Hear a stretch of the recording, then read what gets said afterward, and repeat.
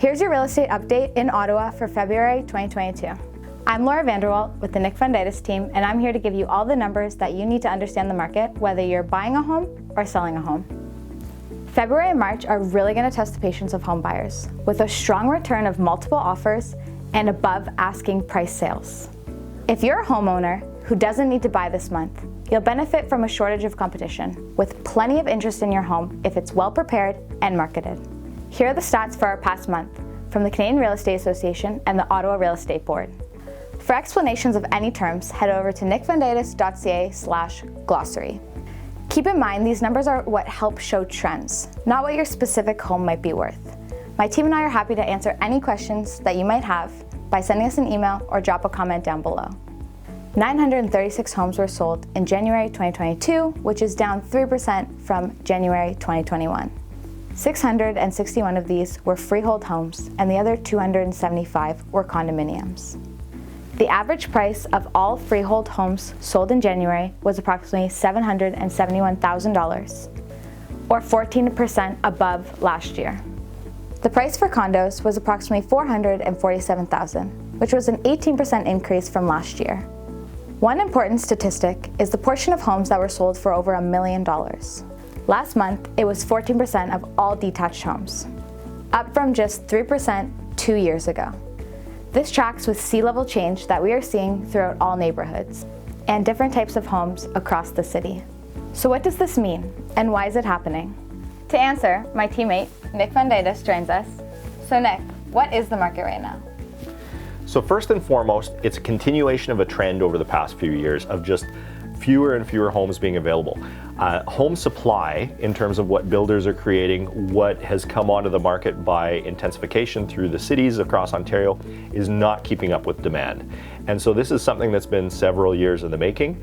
And I don't know what the solution to that is necessarily, but it's a trend that we're seeing, and it is one that was coming no matter what any of the external forces. The second force is interest rates. And interest rates are at near historical lows, which means that homeowners have more that they can afford to buy, and this increases upward pressure on prices. Now, in the kind of short to medium term, the Bank of Canada has said that they will keep interest rates low, but there's nowhere for them to go down. The interest rates are only going to go up. Right. That's going to put downward pressure on prices as well. However, we don't know when that's coming, and we don't know what the average median prices are going to be in the market when that changes. I don't think it's going to trigger a crash. I think at best we're going to see, for buyers, I think we're going to see kind of a flattening of the curve. Sure. And then the last factor, and it's not to be discounted, but I think it's lesser than the other ones, is simply the coronavirus pandemic that we've been going through the past couple of years. So the pandemic isn't as much of a force of itself as it has been an exaggeration of the other forces. So we're in a seller's market, so coronavirus has exaggerated the seller's market. If we were in a buyer's market, it would do the same. So the way we see that in the market is that we see things like sellers deciding not to list their homes in many cases because they don't want people through, they don't want to be exposed to contamination, or we see buyers, taking a flight to the country, leaving condominiums or smaller spaces for something where they can have a backyard and a little bit more room. Right. So what's coming in the future?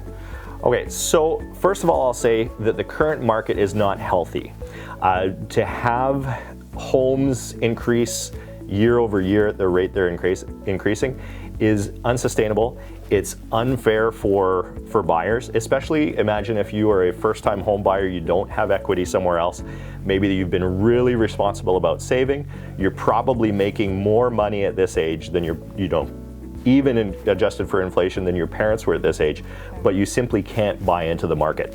That's not a healthy situation for our economy in general. It's certainly not something that I would wish on anybody. And so it bothers me when I see reports saying that we've got a really hot market. It's unhealthily hot is what's happening. So I don't know what the solution to that is, but I do know that something needs to change. As I spoke to a little bit before, I think one of the things that's going to take an effect is interest rates. So I think that with eventually the rise of interest rates, it's going to put a downward pressure on affordability for buyers, but it should also cool off the change in prices somewhat. I do think that it's going to be overpowered by the overall lack of supply out there for people to buy and sell. But I do think that should have some effect in cooling the market. Whether there's any other factors we see in the future, either political or outside, things like that remains to be seen. But hopefully there's some hope on the horizon for buyers out there. Yeah, that's great. Thanks for that. I'm Laura Vanderwalt, and that's the Ottawa real estate market in February 2022. For questions, show notes, or to connect with us, follow us on social and go to nickfundytus.ca. I'll be back next month to keep you updated. Thanks for watching.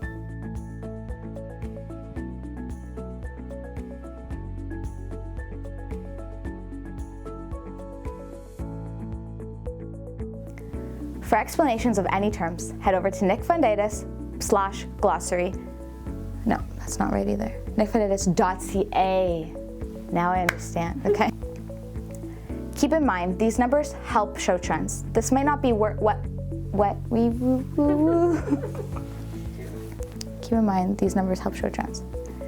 Keep in mind, 661 of these homes were free. Wrong.